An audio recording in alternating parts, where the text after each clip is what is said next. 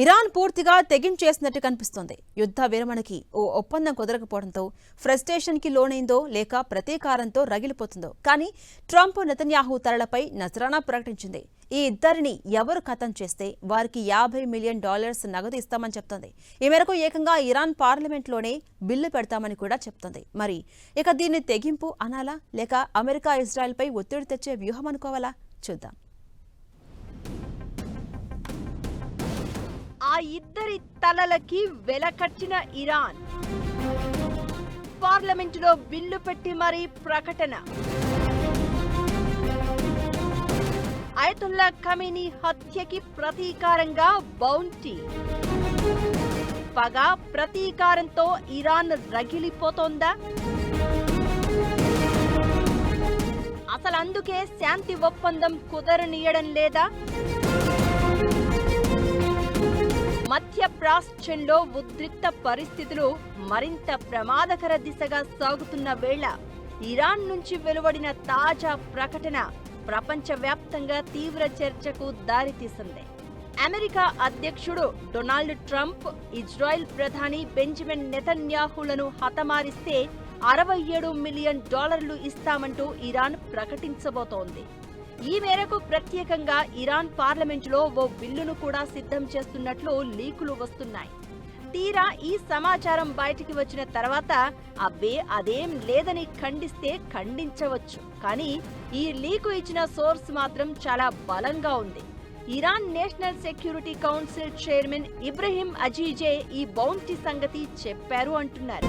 Trump Netanyahu తలలకు వెలకట్టేందుకు ఒక ప్రత్యేక బిల్లును సిద్ధం చేస్తోందని, తమ దేశ అగ్రనేతలు కమాండర్ల మరణాలకు ప్రతీకారంగానే ఈ కౌంటర్ యాక్షన్ బిల్లును తెస్తున్నట్లు ఇరాన్ చెప్తోంది. ఫిబ్రవరి 28న ఇరాన్పై దాడి చేసి అప్పటి సుప్రీం కమాండర్ అయతుల్లా ఖమేనీని ఇజ్రాయిల్, అమెరికా దళాలు చంపేశాయి. ఆ తర్వాత ఇరాన్కు చెందిన పలువురు అగ్ర కమాండర్లు, అణు శాస్త్రవేత్తలు హత్యకు గురవడం వెనుక కూడా మొసాద్, అమెరికా సైన్యం ఉంది అనేది ఇరాన్ ఆరోపణ. ఈ నేపథ్యంలోనే అమెరికా ఇజ్రాయిల్ నేతలపై బౌంటీకి సిద్ధపడింది. అయితే ట్రంప్ నెతన్యాహు తలలకు వెలకట్టే ప్రతిపాదన అంతర్జాతీయ స్థాయిలో సంచలనంగా మారింది. ప్రపంచ నేతలపై ఇలాంటి బహిరంగ బెదిరింపులు అంతర్జాతీయ దౌత్యపరంగా తీవ్ర పరిణామాలకు దారితీసే అవకాశముందని నిపుణులు హెచ్చరిస్తున్నారు. అమెరికా, ఇజ్రాయిల్ దేశాలు ఇప్పటికే తమ భద్రతా వ్యవస్థలను అప్రమత్తం చేసినట్లు సమాచారం.